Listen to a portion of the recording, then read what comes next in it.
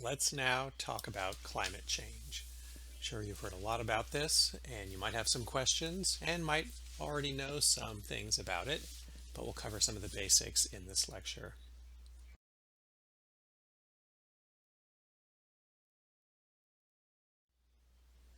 Global temperatures are rising on Earth. In the upper right, you're seeing a graph of global temperatures from 1970 to 2020, and you're seeing, make sure you look at the y-axis there. You can see 0 is down low with that black line that goes across with the green triangles on it. And then 0.51. So this graph is only spanning about 2 degrees Celsius.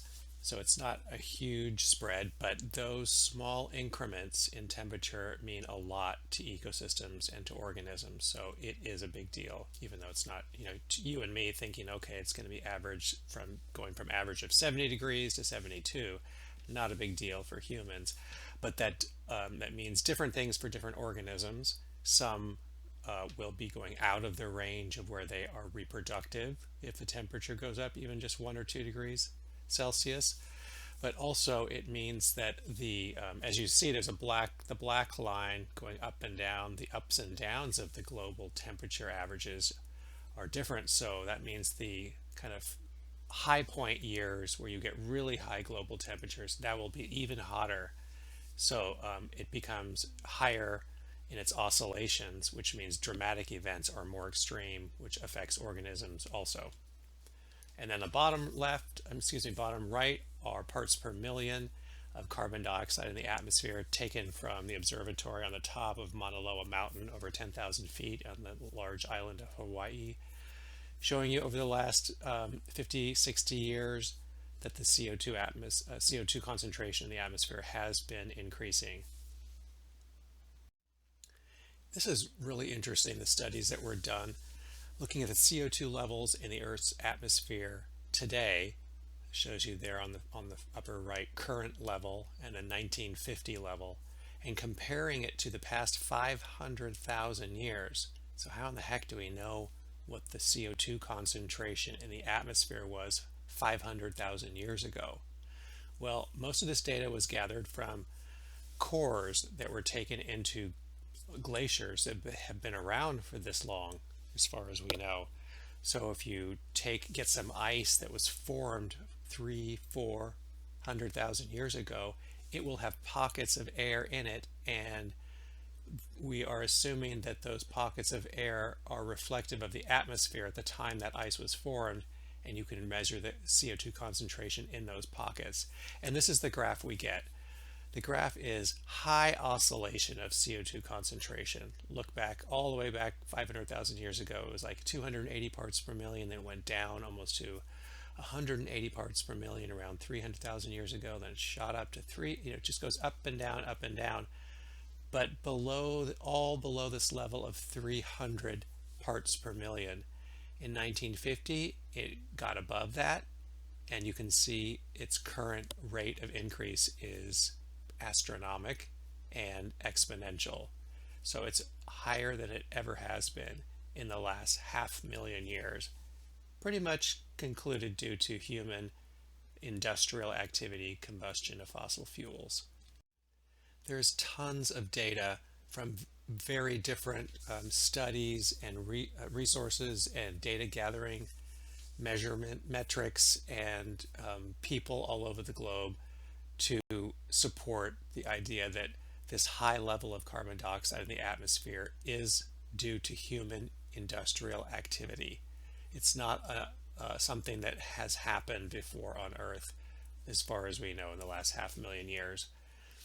And here you're just, there's a little more detail in the notes there, saying the methods used for determining historic carbon dioxide levels in the atmosphere include ice cores, tree rings, lake and ocean sediments, and corals too. They all have old enough tissues and sediments that they show the CO2 levels of past climates. So to talk about climate change, we have to back up and talk about the greenhouse effect period. Just what is that?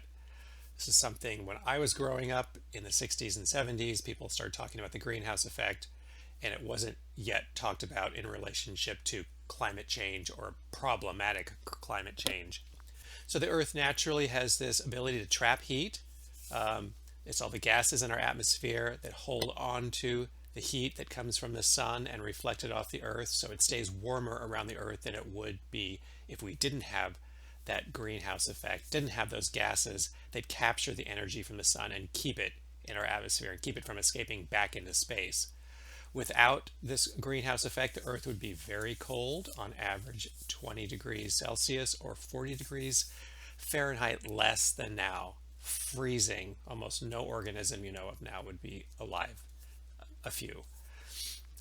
So again, the problem is we're adding these things called greenhouse gases. CO2 is one from a greenhouse gas emission from the combustion of fossil fuels since the Industrial Revolution started. Our human addition of CO2 into the atmosphere has skyrocketed. Also, lesser of a problem are methane, CH4, and nitrous oxide, N2O, also from human industrial activities. These ones are lesser and aren't as big of a problem as the CO2. A nice pie chart showing you the relative amounts of different gases in our atmosphere related to greenhouse gases. So remember, water vapor is the biggest greenhouse gas by far in our atmosphere. Carbon dioxide is minor in comparison. The problem is water vapor, we don't have too much of it, and we're not really changing the amount. Humans don't seem to have been changing it, so it's relatively constant, whereas the carbon dioxide is increased drastically and is causing a lot more warming. So CO2 is increasing in our atmosphere from human industrial activity, mostly combustion of fossil fuels. And that CO2 then, to explain it a little further, if you haven't heard it explained before, gets more prevalent. And CO2 has been in our atmosphere for a long, long time. And what happens is the sun's light comes in. It penetrates, some of it reflects back into space, some of it penetrates our atmosphere and goes into the atmosphere and hits molecules in the atmosphere like CO2 or water or methane, which is CH4, or nitrous oxide, N2O. Those molecules are called greenhouse gases, meaning they absorb the light of the sun and they get activated and heat up. They hold on to the heat from the sun, and that heats up the atmosphere. The more CO2, because we're adding so much more CO2 than any other greenhouse gases, that is causing an increase in heat. So more than we are pretty sure that all these organisms on Earth are adapted to. Water vapor, H2O, is also a very big greenhouse gas. It absorbs heat that comes in from solar radiation or reflected off the Earth, and it does heat up our atmosphere a lot too. But it's not increasing very much in the atmosphere. So it's not considered a problematic or a pollutant that humans have created that's causing this excess heat. Let's talk about water vapor for a minute as a greenhouse gas. It has a bunch of different properties that allow it to be something that holds on to heat. It's a universal solvent due to its polar structure. It can dissolve almost anything, or anything can dissolve into it. Water can exist naturally as a gas, liquid, or vapor. It's less dense as a solid than a liquid. And its hydrogen bonds allow it to be sticky, so to adhere to other surfaces or stick to other water molecules. That's cohesion. And adhesion is water sticking to non-water surfaces. Water has a high capacity to hold heat too. So the solar radiation comes in from space, hits the water vapor in our atmosphere. Those molecules get excited and move around and hold on to the heat and create the greenhouse effect. Methane, or CH4, is also something that humans are putting into the atmosphere. It comes from a number of sources. Landfills, so anaerobic decomposition of all the junk in our landfills produces methane. Oil and natural gas systems also do that. The burning off of natural gas produces methane, agricultural activities, composting, and just cattle and sheep, livestock. Their anaerobic digestive systems release methane. Humans do too, but not as much. Coal mining, combustion, wastewater treatment, all of these processes release methane. So we also are, as humanity in general is starting to be concerned with controlling methane emissions, capturing them where they're produced and using them as fuel. They are a good fuel. They're a little bit dirty, meaning their byproducts aren't so great for the atmosphere, but it's something that we can use. Reducing the number of farm animals will reduce the number of, or the volume of methane emitted by them, and alter the diet of farm animals too. So free range would be producing less methane. One idea is to put diapers on methane emitting livestock. I don't think it's very effective, and it certainly looks silly, but it has been talked about. Keep in mind too that our current challenge with carbon dioxide levels in our atmosphere rising, that carbon is stored, or carbon dioxide is stored in certain places that hold on to it for a long time. So trees and other longer lived perennial plants have, as the majority of their bodies are made of carbon based molecules, similar to humans. Fossil fuels, also hydrocarbons, coral reefs, carbonate, other organisms with shells that have carbon. They all are places where the carbon stays in the bodies of the organisms and doesn't get released into the atmosphere readily at all. So those are sinks, or places where it's stored, and that's good. Also, we should put on here the soil is a really important place where there's a lot of organic matter, and carbon can be stored for long periods of time. When we burn trees and combust fossil fuels and inadvertently kill coral reefs and other organisms, that carbon that was in their bodies gets released and often volatilizes, turns into gases, and goes back into the atmosphere as CO2. So we don't want to do that. We want to have more trees and reefs and things that hold on to it as a storage area. Methane is stored in the deep sea as methane hydrates, and we would like, that's good to keep it there rather than the atmosphere. Besides the greenhouse effect and the overabundance of CO2 heating up, accentuating the greenhouse effect more than normal, heating up our atmosphere more than, well, for a very long time. There's also ozone problems. About 20, 30 years ago, there was considered a kind of a crisis, and humans detected a hole in the ozone layer in the upper atmosphere, the stratosphere.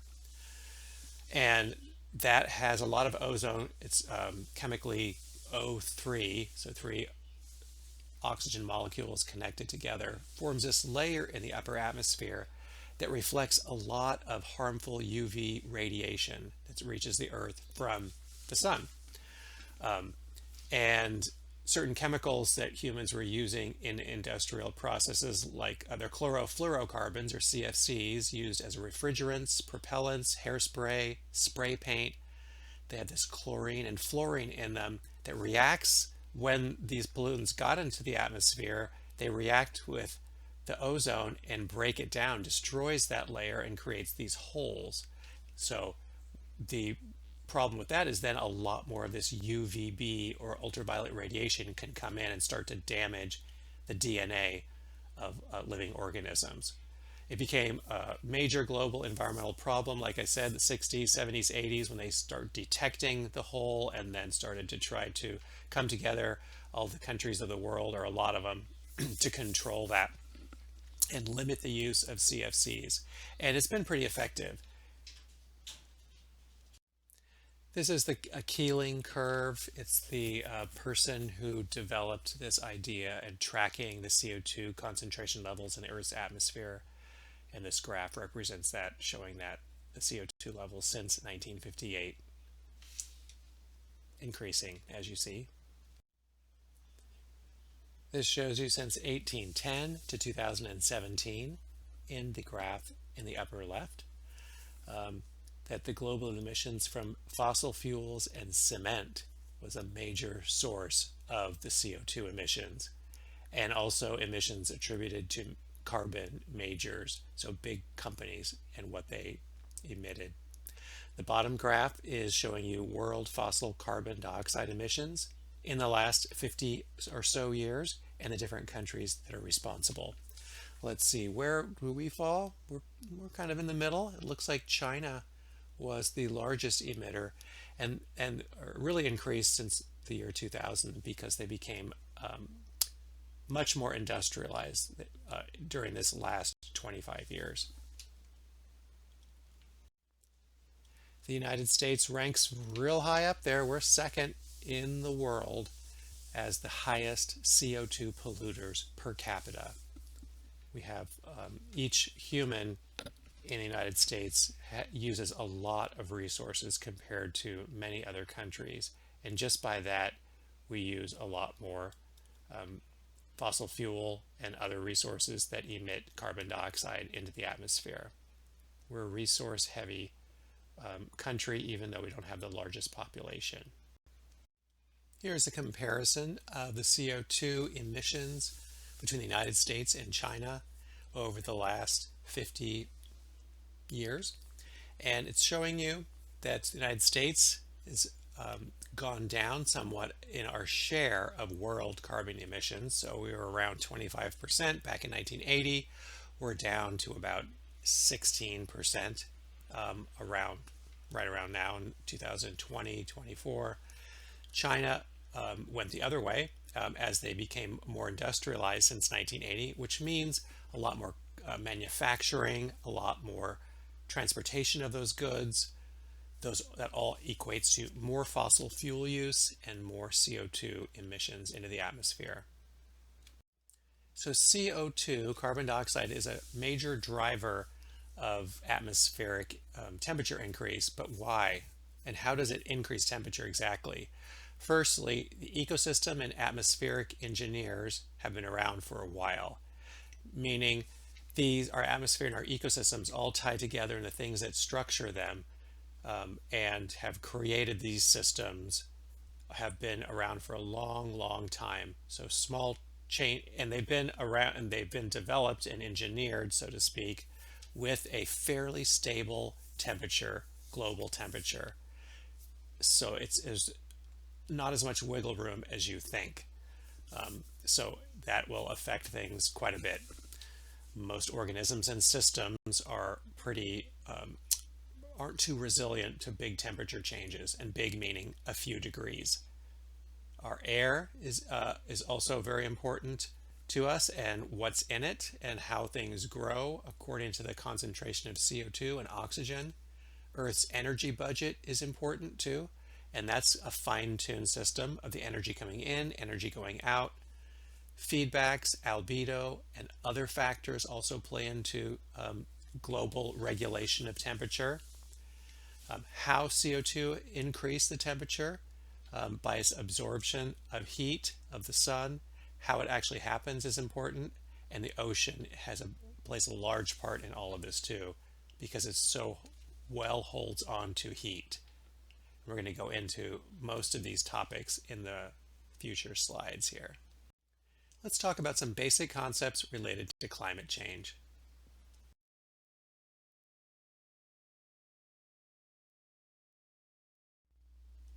So it's true that humans are adding a lot of extra carbon dioxide and other greenhouse gases to our atmosphere, which is causing global temperature rising and climate altering in different areas of the world.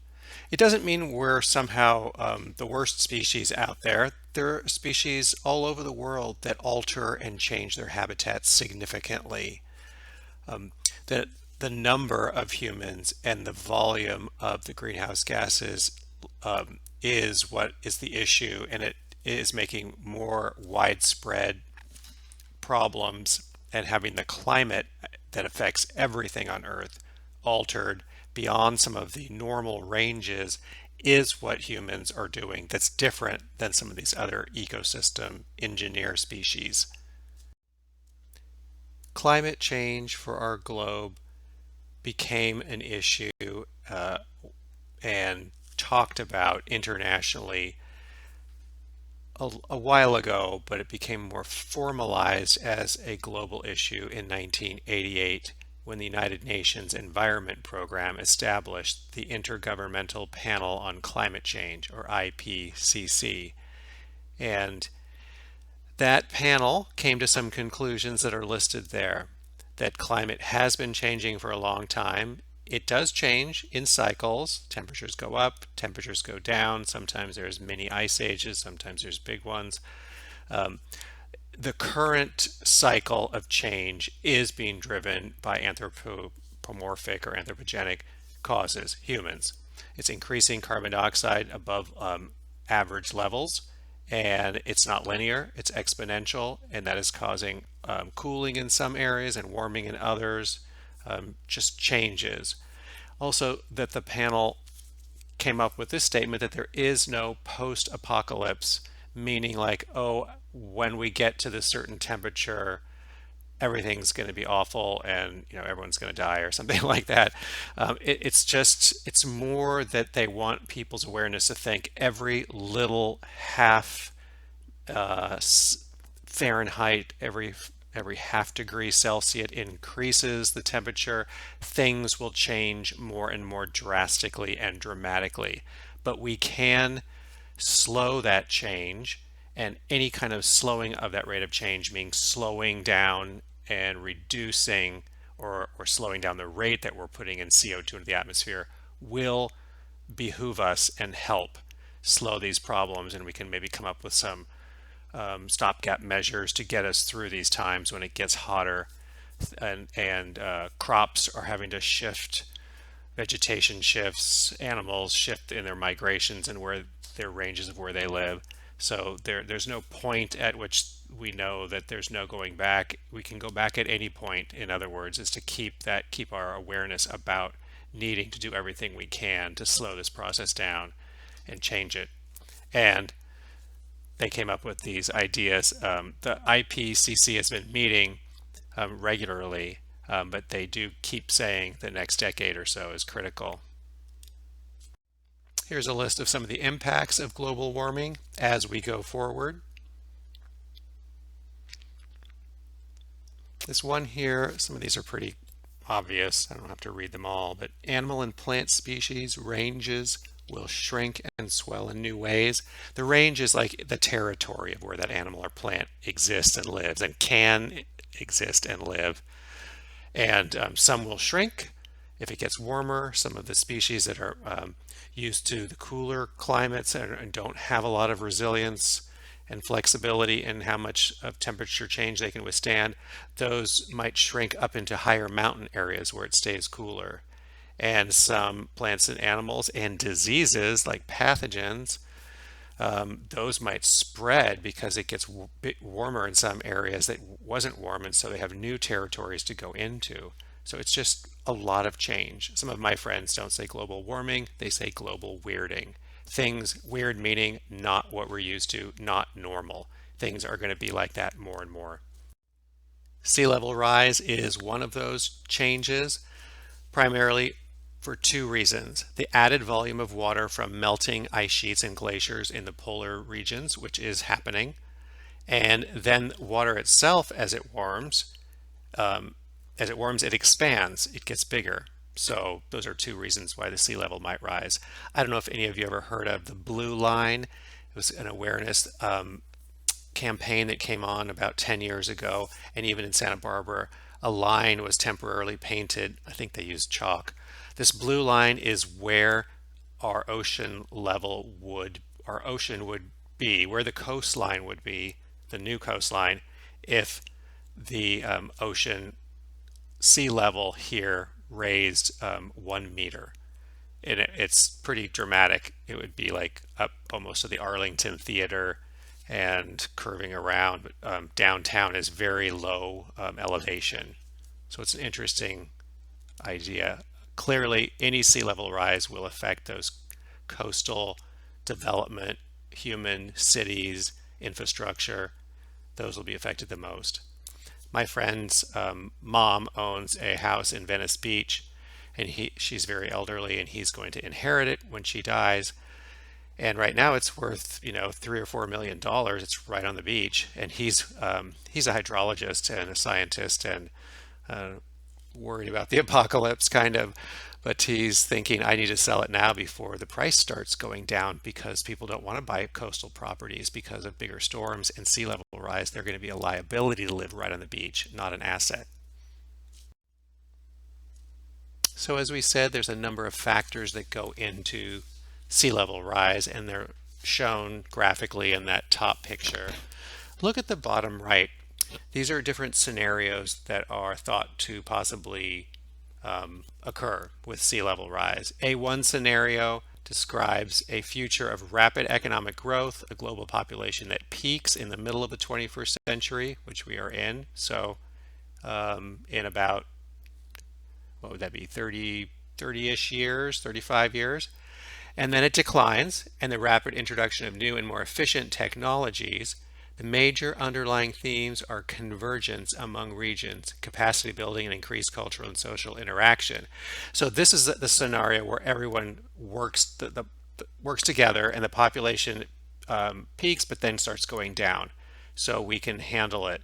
There are other scenarios too that are not the A1 scenario group or family, and these are where the population does keep going up, people don't work together, and there's a lot more damage and destruction. A few more impacts of sea level rise are listed here. Look at the number 4, which is less. Well, it could take a little explanation, but any kind of increase in salinity or saltiness, that the ocean's salty and freshwater is not, but the place where those two meet, where rivers come out to the ocean, are estuaries and coastal wetlands. We have some right along here in our south coast. And if that salty water, if we have sea level rise, the saltiness will go further up into those creeks and rivers where they come out, just like where Mission Creek comes out right at Stearns Wharf here in Santa Barbara. We'll have salty water going up further up into Mission Creek than it ever has been, taking away habitat and killing a lot of different populations of aquatic organisms that cannot handle salinity at all. And if you multiply that to a much bigger scale where huge wetlands are an asset to cities, this could cause a lot of damage and destruction. Let's now talk about oceans and their role in climate in general and the regulating the climate and temperatures throughout the world, and how it affects climate change too, or how it fits into climate change. Oceans play a very key role in stabilizing global climates in a number of ways. One, I mentioned earlier, we talk about water's high capacity for absorbing and holding heat. In general, the ocean stabilizes and moderates climates all over the world. Different types of land masses that are right near the ocean tend to not get as hot or get as cold because the ocean holds onto the heat longer and lets go of it more slowly. So it keeps the land and the air above it right near the coast more moderate, doesn't get as hot or as cold in general. And ocean currents that move the warmth or coldness of the water all over the world also affect the climate. Marine algae or phytoplankton play a large role in regulating and affecting ocean temperatures and even climates. So those phytoplankton are photosynthesizing, and they're absorbing CO2 from the atmosphere above the ocean and putting it into their bodies, so it's being stored. That's carbon taken out of the atmosphere and put into the oceans, into the body of organisms. So that CO2 level dropping in the atmosphere causes a cooling. It can increase cooling of the temperatures of the air and more ice coverage in some areas of the world, but that ice will also then reduce light, which reduces the algae, and as the algae decline, CO2 that is emitted from their decomposition back into the atmosphere and leading to more warming. It's a feedback loop. So this is partly how algal blooms and algal die-offs will affect the local temperatures, and global if it's at a larger scale. Let's look now at 3 oceanic conditions that influence the climate: the blob, the Pacific Decadal Oscillation, and El Nino. One theme that relates to all of these is that warm water carries warm air, which rises and releases moisture, and cool water does just the opposite. The blob is something that was discovered around 2014, first detected, and it's a persistent area of warm water in the North Pacific. We don't know its cause. It's possibly the lower than normal rate of heat loss from the ocean. That could be also for a number of reasons. But if you look at the graph here on the right, you'll see the land surface air temperature in yellow, the land lowest smoothing, and the seawater temperature in blue, and the sea lowest smoothing, showing you that the temperature of the ocean waters was increasing over time and more quickly closer to the present. These images show the growth of, I'll call him Bob the Blob, but just the blob. It's this area of really warm water. The darker reddish orange that is, the hotter it is. And it's from 2014 to 2019. Bob really got excited and mad. And here we see that it's gotten a lot darker and warmer. So again, that warm air, warm water is going to have warm air above it, and you're going to get more condensation, meaning more storms. So this is kind of you might know this already, but a connection between the ocean and its temperature fluctuations and how that affects storms. How everyone says with climate change, global warming, we're going to get more storms and more severe storms too. And that is happening. The Pacific decadal oscillation is something that happens in decades. Could be 10 years or 10, it says here 15 to 25 year periodicity, or 50 to 70. So it comes in these big chunks of time. It's kind of the longest term oscillation that happens in ocean temperatures. The warm phases where there's higher productivity in Alaska and lower along the west coast, and that means there's more moisture occurs in those areas. The cooler phase, lower productivity in Alaska, and we're talking about ocean organisms like plankton productivity. That's what that means. And the lower phase, where it's cooler, is lower productivity, and it's higher along the west coast of the United States, and that causes a drought. So we see these things happening. The blob is permanent, but we see the PDO happening in background, and also the El Niños happening as a background oscillation. El Nino is a longer range pattern that comes about every 10 years or so, and it's showing warmer waters that accumulate off the west coast of northern South America, which can influence the trade winds and wind patterns and climate patterns and storm patterns, even up into North America, as you all know. The particular year I'm recording this is 2024, 23, 24 in this winter, and they're saying that we are in an El Nino pattern. That has various ramifications. It doesn't mean we're necessarily going to get more rain here in Southern California. It does mean there's probably going to be more storms up north in the North Pacific, but whether those make it down south, there's other factors, the jet stream, etc., that can interact with this El Nino situation, and that's what predicts whether at any given place you're going to have more or less rain. The Pacific Decadal Oscillation, El Nino, and the blob are all Pacific events. The Pacific Decadal Oscillation is mostly a North Pacific event with ramifications to the south. Less is known about the cause of that. It's a decadal, just like it means every 10 years of the ocean's temperatures going up and down. That's something that's happening that's kind of in background to the blob and the increase we've seen in the last 7 or 8 years of this big hot spot out in the North Pacific. El Nino is even longer term event. Usually it can come 10 to 20 or 30 years. We get these events where there's warmth off the coast of South America, and that can have effects on the weather to the north. And more is known about the causes of that. So when you put all those things together, we can get weather and climate that is really different than we're used to, and really different than the animals and plants, especially marine organisms, etc., are used to, and that they can handle. Meanwhile, we also have just the ocean currents moving all over the globe.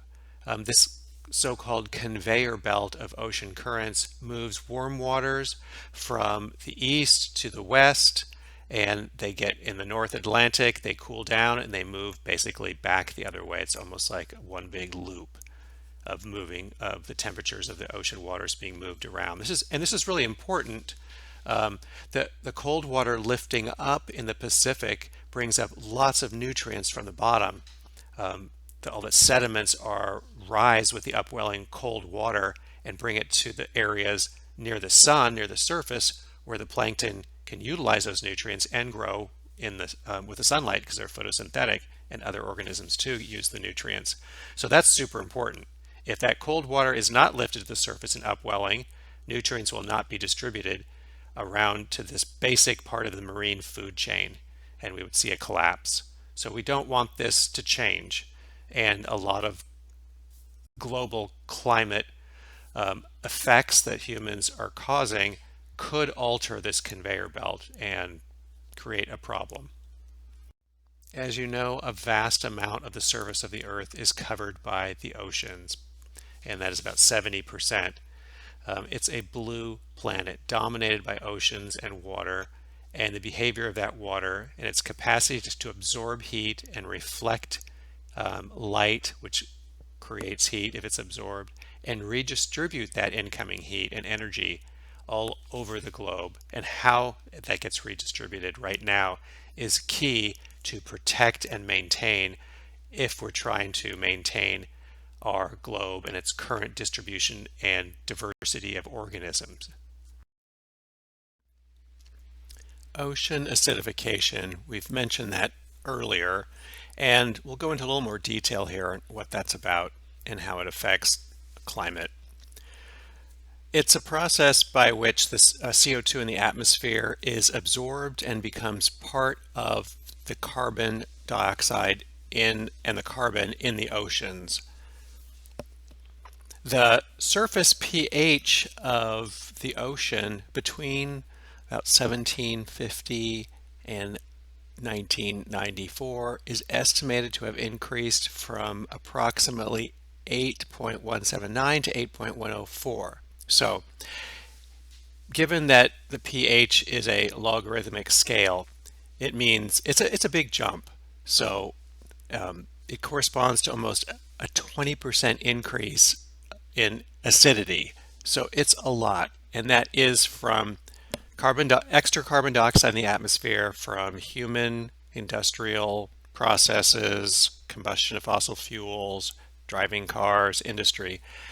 There's more, so more gets absorbed into the ocean too, and it's creating an acid ocean. The first decade of the 21st century, the net change in ocean pH levels was about negative 0.1, an increase of 30% in acidity. So the acidification of the ocean is real, and it is happening. Let's look at a little bit more detail about how it happens. So you look at atmospheric carbon dioxide in the upper left of that diagram there. CO2 gets dissolved into the ocean waters. It's actually a gas that's dissolved, just like oxygen is that fish breathe through their gills.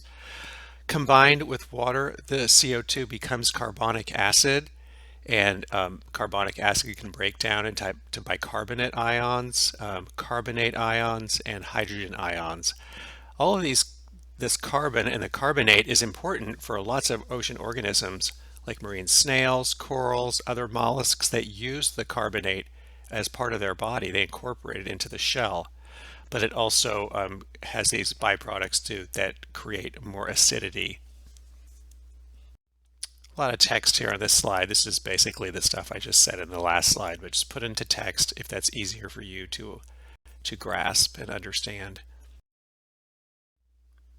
Besides mollusks, I mentioned coral reefs are built from many little different types of animals, polyps, that use calcium carbonate as the backbone or the skeleton of their bodies, and those built and on top of each other over many years builds up these reefs. And the outer layer of these coral skeletons made of calcium carbonate are covered with these living little animals called polyps. So CO2 is important. It's necessary in our oceans, but not so much that the organisms can't absorb it all, so the extra gets turned into carbonic acid, thus ocean acidification. A little summary of the key points about ocean acidification. We know very well, the humans do, about oceans and the acidification process. It's the rate of acidification that's important. The oceans can buffer some acidification. They can take in more CO2 and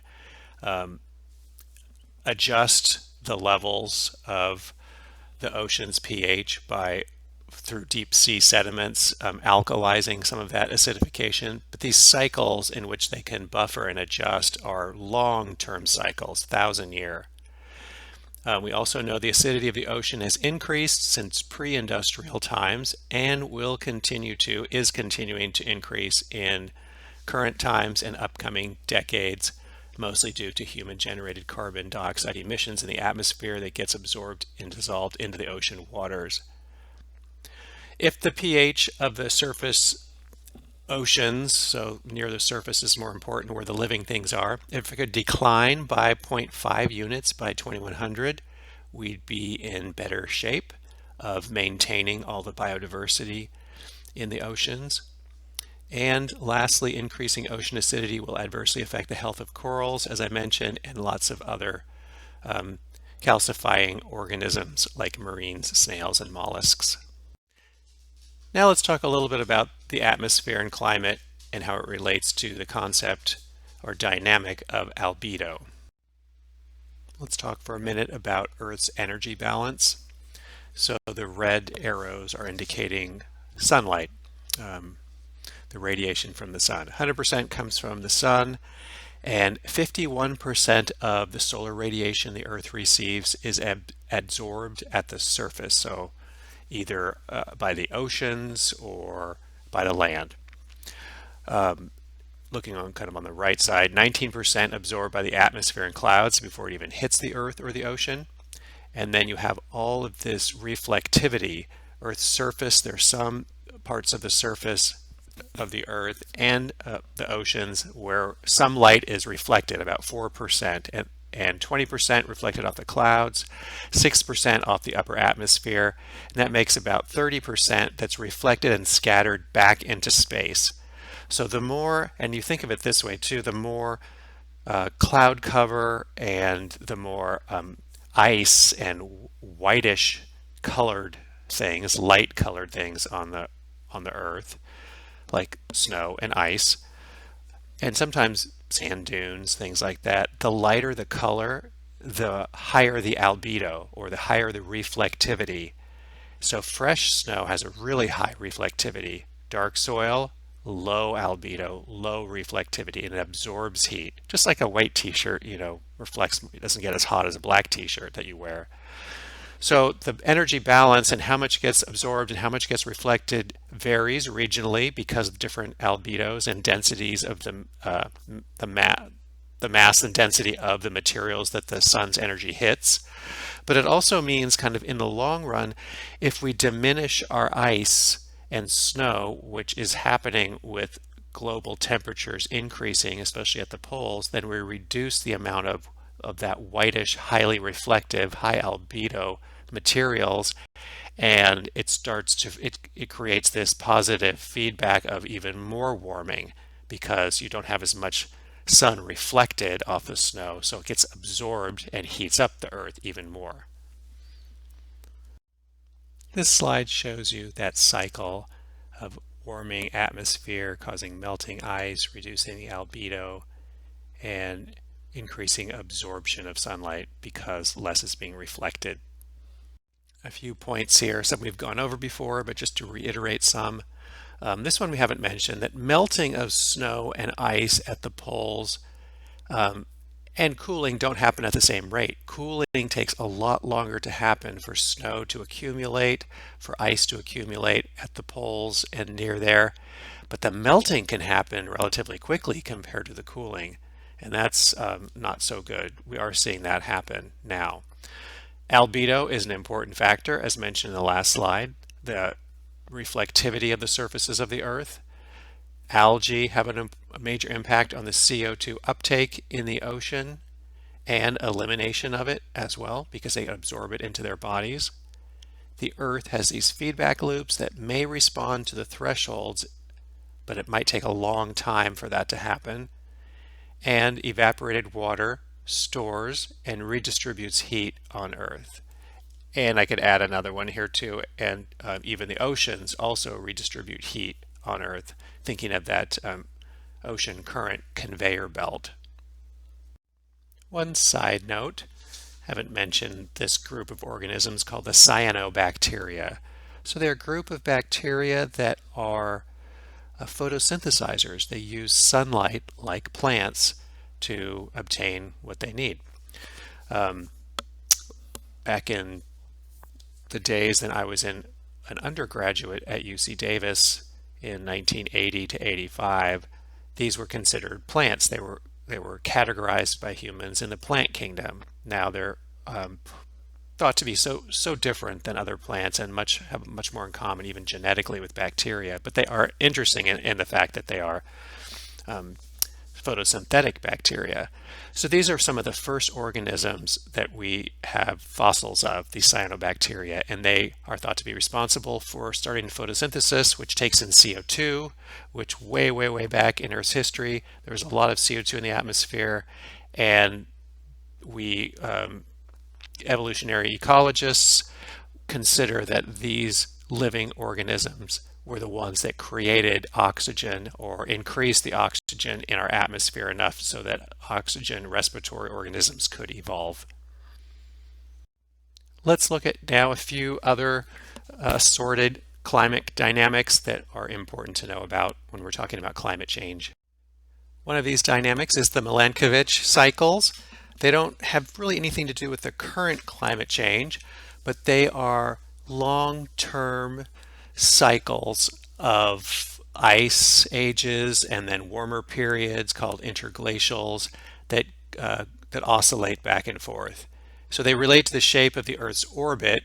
It's also called eccentricity, and the angle of the Earth's axis with respect to the Earth's orbital plane, which is known as obliquity, and the direction that the Earth's axis of rotation is pointed, which is called precession. So all of those things together make these really long-term cycles of warming and cooling for the climate on Earth. And this is happening.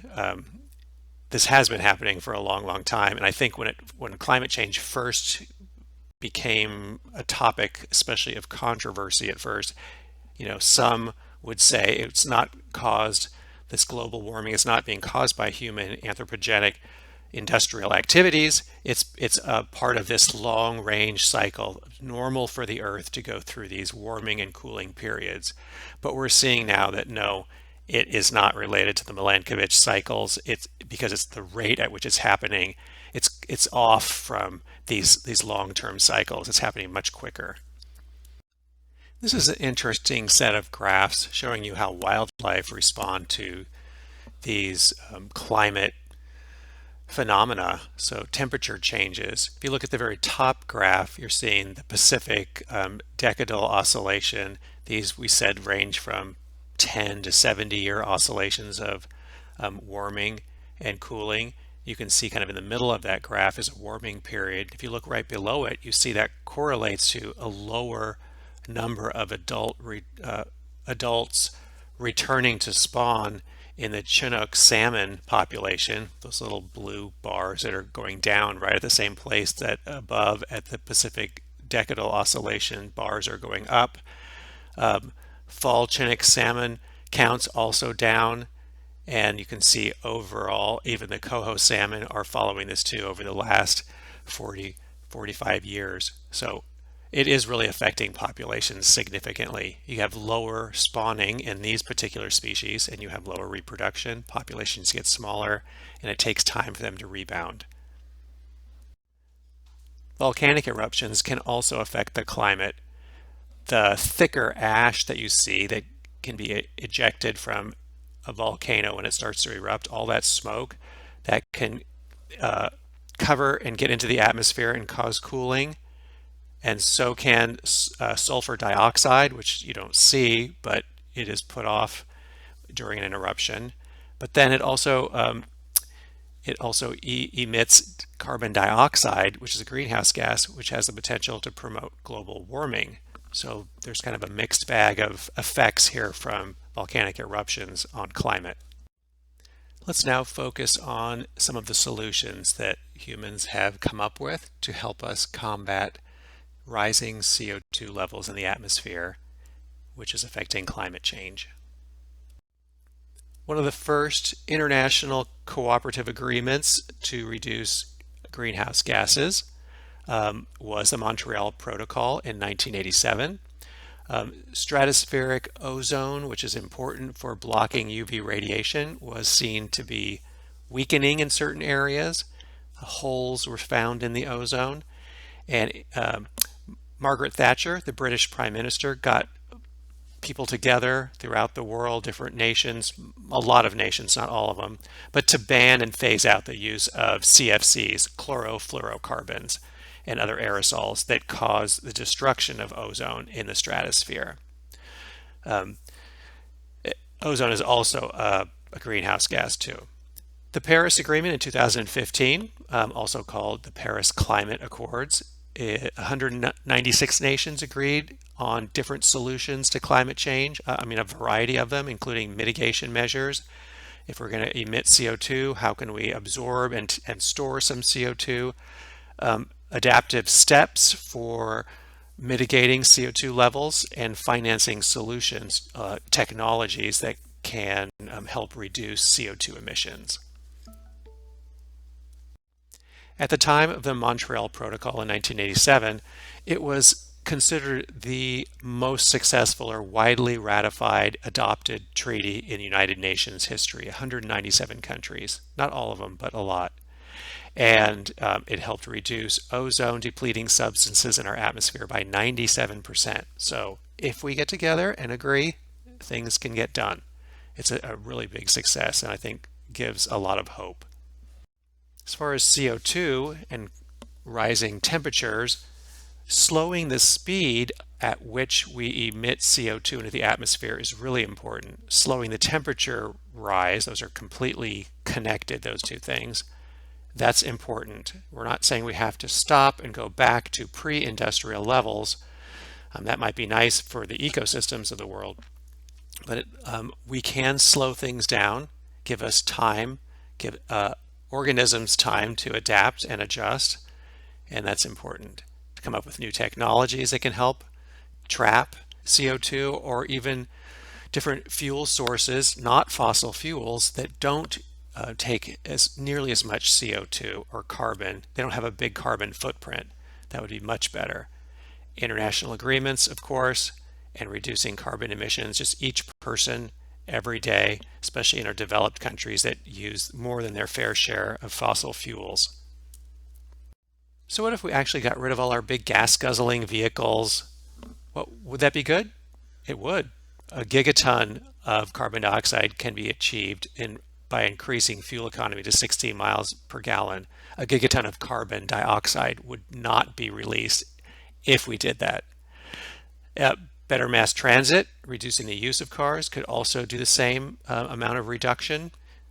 Better insulation and appliances in homes, because most of our homes are fueled by electricity, which often comes from coal, which is a fossil fuel, or natural gas. Also increasing the efficiency in coal-fired power plants. So all of those things can help. Here's a list of more things that can help. Alternative fuels, of course, not fossil fuel based. Power plants that capture and store carbon, reduce deforestation, practice agricultural principles that reduce soil loss, fewer petroleum-based products. Plastics are petroleum-based, by the way. Eating and buying locally, so food doesn't have to be transported, which uses fossil fuels. And just every individual person modifying their behavior to reduce use of energy, and which is now based mostly on fossil fuels. And everyone in every country abiding by new policies and agreements that come up with that are international. Look at this success story. The city of Seoul in South Korea, mega city, population greater than 10 million. By contrast, LA, the greater LA basin, is 4 million, and all of California is 40. So Seoul is huge. And they implemented car-free days. And about 2 million cars per year stayed off the road because of those days that no one could drive. It reduces CO2 by 10% annually. And it was a voluntary program. There were incentives, but it wasn't from the top down and forced upon the people. So people cooperated and did it. In cities like this and some places that are known to have really bad air pollution, I think people are highly motivated to have their respiratory systems have a break. And to end here on some general principles, it's important that we all gain in knowledge, and all meaning humans all over the world understand what's happening to the climate and our role in it, and everyone be educated so we all get on board with how important it is. And when we're educated and we have that knowledge, we're more willing to go by to adjust and adapt to new changes and policies and what will feel like our restrictions sometimes. We also need to support innovations and technologies that can help reduce CO2 in the atmosphere, and everyone take action as they can on their own. And as we go forward, humanity on Earth will be more and more connected, especially with more people. And for that reason, we all have to come together and collaborate more and more. That's our way forward.